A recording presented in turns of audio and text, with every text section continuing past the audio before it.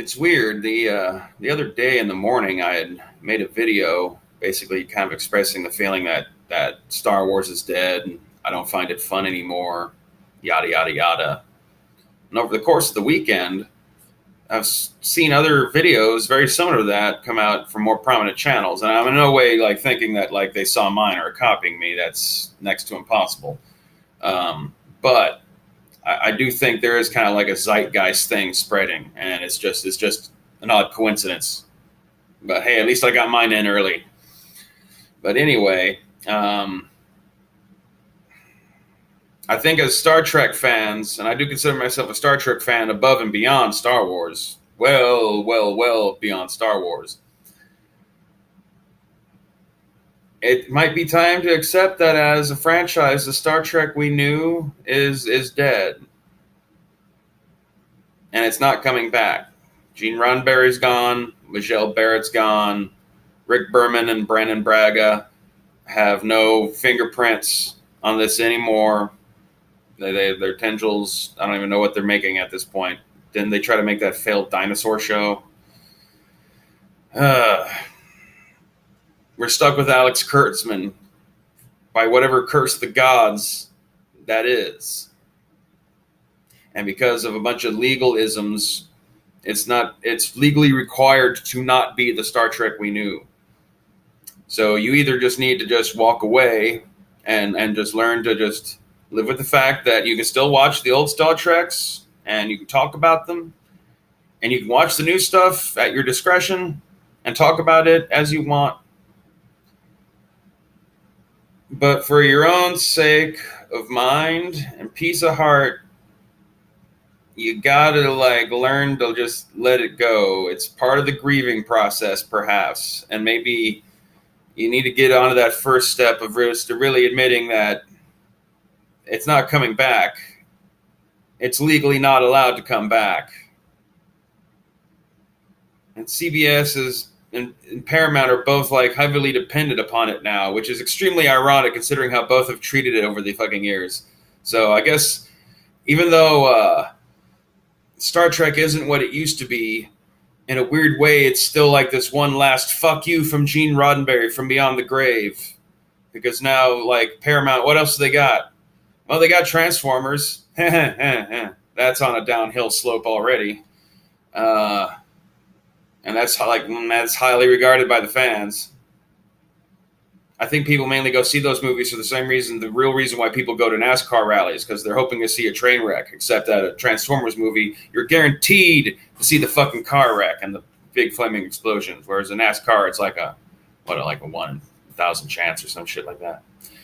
I'm not an odds person nor a NASCAR fan. Anyway, Star Trek is gone. They're not like, yes, they're bringing back Patrick Stewart, and it's going to be a very different feel because they're legally required for it to be. You need to stop arguing about timelines. If you want to continue to keep trying to like Star Trek, and I'm still trying to see what they're trying to salvage out of it at least.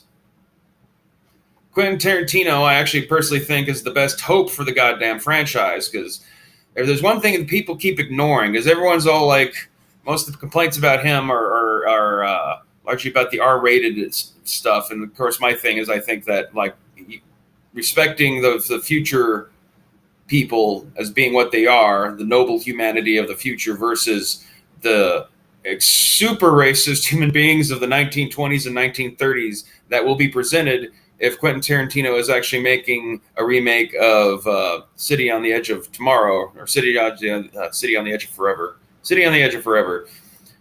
He said that's the movie he wanted to make years ago when people first originally asked him about him and Star Trek. And there's one thing we know about Tarantino is that he both respects and successfully recaptures classic television and film tropes and vibes in his movies. I very respectfully call him the greatest ripoff artist of all time, because the way he takes other people's styles and interweaves it together is brilliant, and it's a certain kind of genius. And I think he can actually do a wonderful job with Star Trek, even if it is rated R. It's going to be rated R because it's going to be showing Kirk and the gang being exposed to like real primitive humanity, and also like more primitive than what we are, kind of stuff. Also, it'll be topical as fuck because that's the era when Nazism and socialism and communism were all on the rise. So I don't see why all of that's not going to be an awesome Star Trek. It might be the best thing we have to look forward to, and really the thing I am the most looking forward to that's on the horizon for Star Trek, assuming it gets made. So, but as far as the TV shows and stuff coming from CBS, get it in your heads now that you're going to get more of Discovery. And if you don't like Discovery, I guess you might as well not watch. It's the only way to really punish them anyway. But if you're determined to still be a Star Trek fan in spite of it all, then I guess what you need to do is, instead of nitpicking it for things that you hate, nitpick it for the things that you actually like about it and try to focus on them and just come up with fan theories and stuff to try to salvage the shit that bothers you. It's kind of what I do. You gotta make do with what life gives you, guys. Like, unless you want to like save up $1 billion and somehow buy all of Star Trek from CBS and Paramount collectively, like raise some sort of huge Kickstarter so that Star Trek fans, yeah, there's a proposal for you, anti-Trekker. Let's put a Kickstarter together or a Patreon or something and raise enough money to buy Star Trek, the IP from CBS and Paramount. Now, that's really putting your money where your mouth is. Yeah, that ain't never going to happen, is it?